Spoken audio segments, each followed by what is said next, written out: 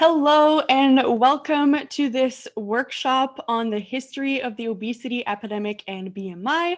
My name is Maryannauger, my pronouns are she, her, and I'm a weight-inclusive, anti-diet certified personal trainer and group fitness instructor. So before we start,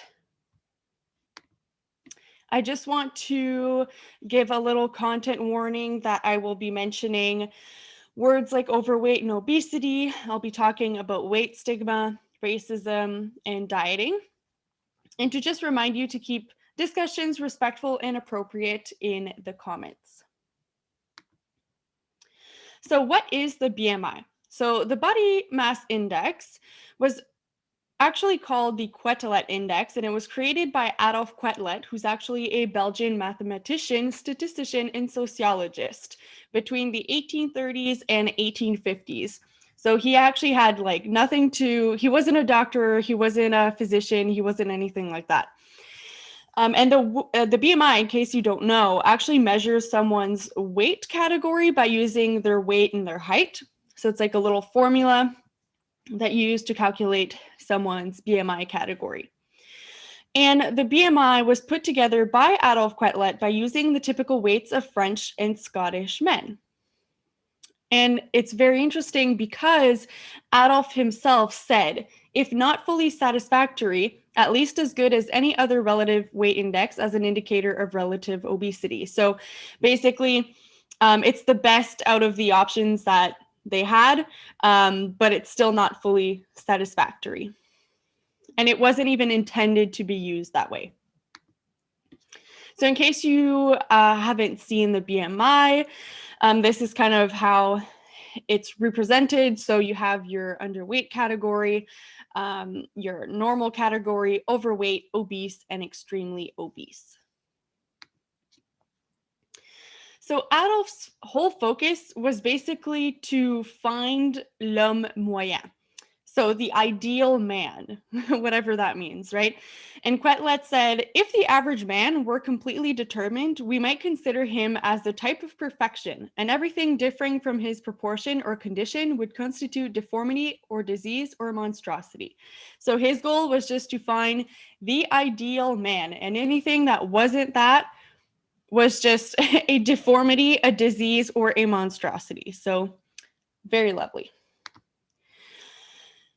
At the beginning of the 20th century, we started seeing scales. They became popular at home because before scales were more used, it was kind of like a fun little thing that you would see at like carnivals and stuff like that. But then through the years, they ended up being used in homes.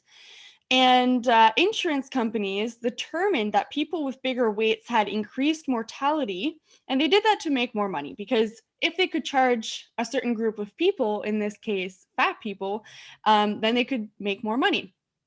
And the way that they kind of determined, or they used to kind of prove their point, that being fat or being overweight or whatever kind of increases your risk of disease and mortality, is that they kind of came up with this little study, but they were asking the people that bought insurance, so usually primarily white men, because those were the ones who were working and could afford insurance.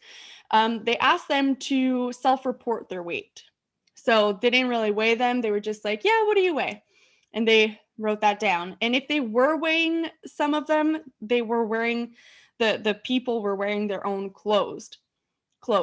So there wasn't really any standardization of the data. They just kind of took that flawed information and then just said, okay, if you're in a bigger body, you're at risk of those things. And that's what happened. So in 1972, Ansel Keys, who's a very popular researcher, he popularized the BMI. So Keys and his colleagues, they kind of put together a study, and they deemed that the BMI was superior to skin calipers and underwater weighing to measure body fat. So they came to that conclusion by conducting a study. So they measured the body fat of 74 100 men in 5 different countries. So the US, Finland, Italy, Japan, and South Africa, while using those 3 techniques. So the skin calipers, the underwater weighing, and measuring, and the BMI.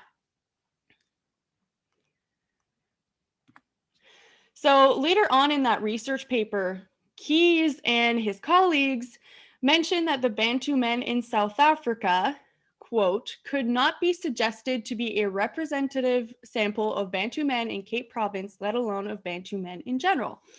So he kind of disregarded the South African men in the study and said that they weren't a good representation.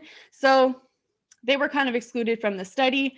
So again, we were kind of left with people from the US, Finland, Italy, which were primarily white men, and then a few men from Japan.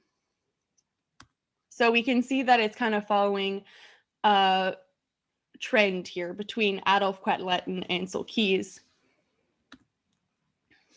So super interesting thing, the BMI in this study failed 50% of the time to accurately identify obesity in Black, white, and Hispanic women. So the study was kind of evaluating the accuracy of the BMI to identify obesity, and it failed 50% of the time for the women in the study. So that's not a super high percentage. And Adolf himself never claimed that his ratio was a general measure of fat, but yet Ansel Keys and many other researchers and scientists still used it that way. So now let's talk about the obesity epidemic. So in 1985, the National Institutes of Health, so the NIH, reviewed their definition of obesity and associated it with the BMI. So that's kind of important because that's where the obesity epidemic and the BMI kind of like merge in together. So in 1998, so a few years later, millions of Americans became overweight and obese overnight, even though their weight hadn't changed. So it's kind of like yesterday you were in the normal weight category, for example, and then today you woke up and you were suddenly in the overweight category, and your weight didn't change. Your category changed, but your weight didn't. And they did that for political reasons, which we'll get into later on. So the NIH based their decision to change the BMI ranges on a report from the World Health Organization, so the WHO, a report that they published 2 years earlier. That same report that was published 2 years earlier was actually written by the International Obesity Task Force, so the IOTF. And the IOTF was funded by weight loss companies like Hoffmann La Roche and Abbott Laboratories. So super interesting, but started with a funding, then a report was written, and then the World Health Organization used that report, and then the NIH based their decision on that report. So you can see how, you know, it kind of all came down to being funded by weight loss companies. So now that thousands of Americans had a weight problem, they were more likely to buy weight loss drugs and bariatric surgeries and diet products and all those things, right? So that's where the kind of political reasons come into play. It's kind of a tactic to make more money.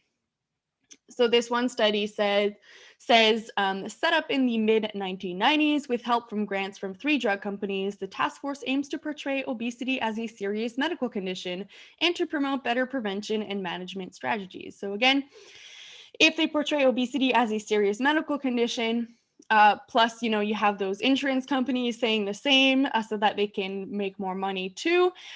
Suddenly, and because of the body standards, you know, the ideal body standards of the time, let's say, suddenly everyone is like, oh my gosh, I have to lose weight. And that's where the benefit of portraying fatness as a disease comes into play. So like I said earlier, many of the people involved in the decision of the overnight change of the BMI cutoffs had ties with the weight loss industry. And Interestingly, once the change was made, the budget for the obesity research went up. So in 1993, the NIH received $50 million. And in 2004, they received $400 million. So in 1993 dollars, that's about $308 million. So obviously this talking about the obesity as like a disease, as an epidemic, it boosted the budget for obesity research. In 1990s, the Center for Disease Control and Prevention, so the CDC, didn't see obesity as a problem. But William Dietz, who's a professor of pediatrics, changed that by presenting a map of the US that would demonstrate that people are unhealthier because they are fatter. So you may remember this because it actually wasn't that long ago. William Dietz kind of presented this map of the US, and he would put a different color depending on the amount of obesity in the different states.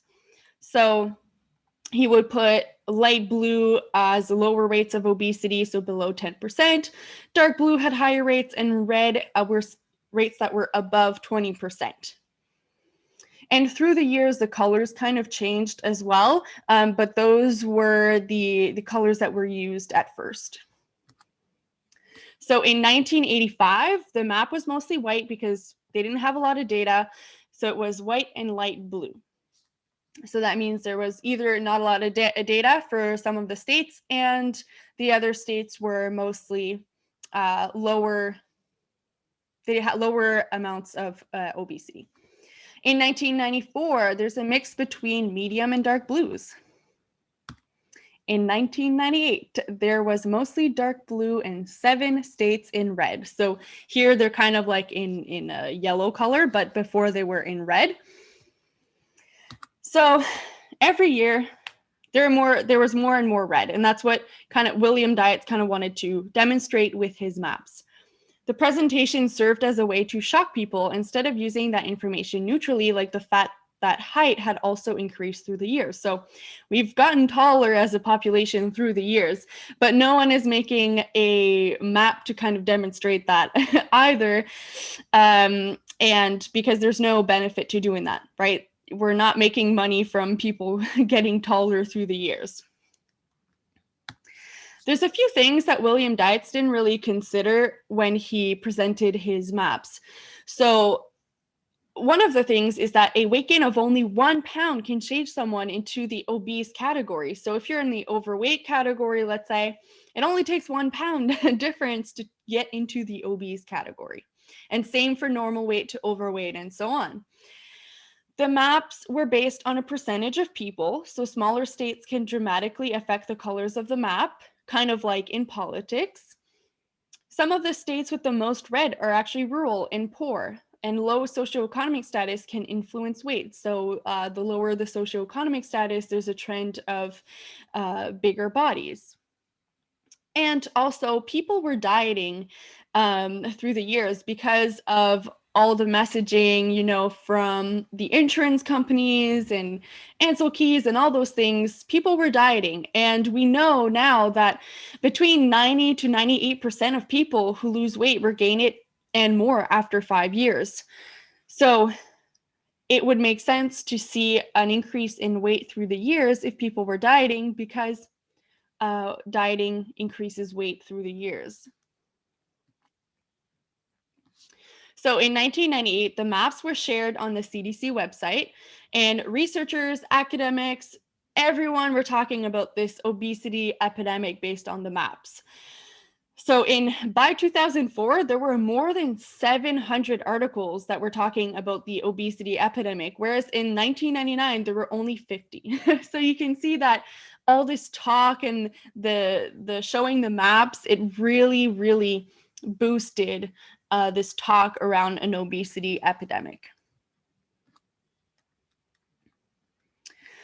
Now let's look at something else that kind of helped boost this idea of a obesity epidemic. So there was this study conducted that kind of measured the risk of mortality based on different things. So things like airplane crashes, car crashes, and overweight and obesity. So in 2004, this study was conducted, and 400,000 it said that 400,000 Americans die of overweight and obesity every year. And that number was publicized everywhere. Like researchers, academics, everyone were talking about it. It was like in the headlines. It was a huge conversation that was going on about that, the result of that study. But they later found out that the analysis in the study suffered from computational errors. So when they made the corrections, they found out that overweight and obesity were actually associated with 26,000 annual deaths instead. So there's a huge difference between 400,000 and 26,000. But they didn't publicize this new information because, well, they didn't benefit from that, right? They were, because of this big number and this huge impact, and they were talking about it, like all the other things I mentioned, they were getting more money from it, for obesity research and stuff like that. So it was beneficial for them to keep the 400,000 number as what people were talking about instead of the 26,000. In 2013, the American Medical Association, so the AMA, classified obesity as a disease even if their own committee had argued against it. So that decision may have been made because there would be an insurance reimbursement for treatment, which means more money for drug companies and surgeons. So again, that decision was mostly made for political reasons, or to make more money, basically. So that is the presentation. It's not completely finished yet because I have a few questions for you. Does obesity kill? Yes or no? And if you want, you can write down that answer on a piece of paper, or you can even write it in the comments and kind of give your reasoning behind it. And please, as always, make sure to be respectful. You know, this is a judgment-free zone, so please be respectful of people's answers. And you can just write it down for yourself if you'd rather. All right, so does obesity kill? Actually, overweight people live longer than normal weight people. And they did an analysis of a survey that concluded that even severe obesity failed to show up as a statistically significant mortality risk. And that same study concludes that active obese individuals actually have lower morbidity and mortality than normal weight individuals who are sedentary. So all that to say that if you have healthy habits, then your risk of mortality decreases regardless of your weight. All right, next question. Does obesity cause diseases? Yes or no? So again, you can write it down if you want. You can say it out loud, say it in your head. And as always, there's no judgment here. All right. So actually, weight is associated with an increased risk for disease, but correlation is not causation. So, for example, weight cycling, which is also called yo-yo dieting, has many negative health effects, and most fat people have dieted in their lives. So basically, yo-yo dieting is like when you lose weight, then you regain it, you lose it again. It's like going on and off of diets and so on. And that has a higher increase of mortality, risk of developing heart disease, and type 2 diabetes, amongst other things. Weight stigma, so things like not receiving the same healthcare when you go to the doctor, or having a hard time getting on planes and buying clothes that work for you, and not having seats that fit your body, and just the bullying that fat people receive on a daily basis, and just discrimination in general, well, that has major health consequences. It increases the risk of mortality, increases the risk of diabetes, of higher cortisol, and has a lot of mental health implications like depression, anxiety, body image issues, and so on. Obesity is also higher among ethnic groups and lower socioeconomic status, and both are associated with a disease risk. So that's something that's important to consider as well. And both thin and fat people can have the same health issues. And studies demonstrate that fat people live longer than thin people with the same health issues. And also, if a fat person and a thin person get a heart attack, the fat person is more likely to survive it than a thin person. All right, last question. Can you control your weight? Yes or no? So I'll wait a few seconds. I'll let you say it out loud or write it down.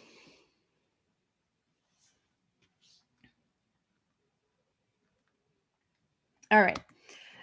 Oh, I actually have another question. I forgot about that part. When you have dieted or tried to lose weight intentionally, were you able to keep the weight off? So I'll give you a few seconds to answer that as well. It was like a surprise question. I forgot I added that part. Perfect. So it is possible to lose weight short term, but most people, like we said earlier, around 95%, regain the weight lost and more after 5 years. And there's this study specifically that said it was a meta-analysis. They kind of evaluated a bunch of studies, and they said in that study, these studies show that 1/3 to 2/3 of dieters regain more weight than they lost on their diets. In some, there is little support for the notion that diets lead to lasting weight loss or health benefits. So in the end, it's kind of better to focus on implementing healthy habits if we can, instead of focusing on weight, because intentional weight loss or trying to lose weight intentionally doesn't work long term. But we do know for sure that implementing healthy habits does improve our health regardless of our weight, decreases our risk of mortality, and so on. So I think instead we should focus on that instead of weight loss. However, I do want to mention that I do believe in body autonomy, and I never shame anyone for trying to lose weight. I do understand that we have huge societal pressures to do so, and especially if you are in a bigger body, you may want to lose weight because you want to avoid the stigmatization of being in a bigger body. So I completely understand that, and I don't want to shame anyone that is trying to lose weight.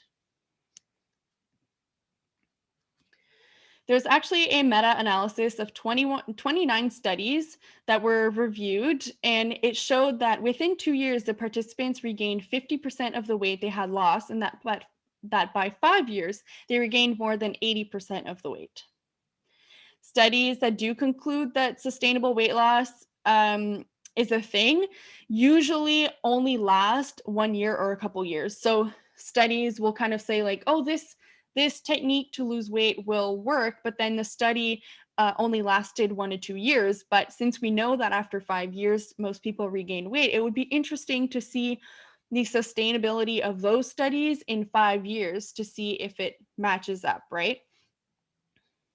And the very few, that small percentage, that 5 or 2% of people who can keep the weight off, they usually still need to exercise, eat a certain way, and weigh themselves regularly, and usually partake in these disordered behaviors around food and exercise.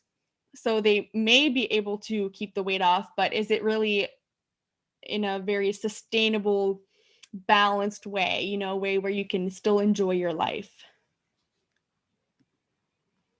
That is the study. The presentation, the workshop. So I will try to leave all these links in the description for you so that if you want to do some research and read on these topics, that you can do that. And if you enjoyed this workshop, please make sure to give this video a big thumbs up and to subscribe to the channel to see more videos. Thanks for watching. Bye.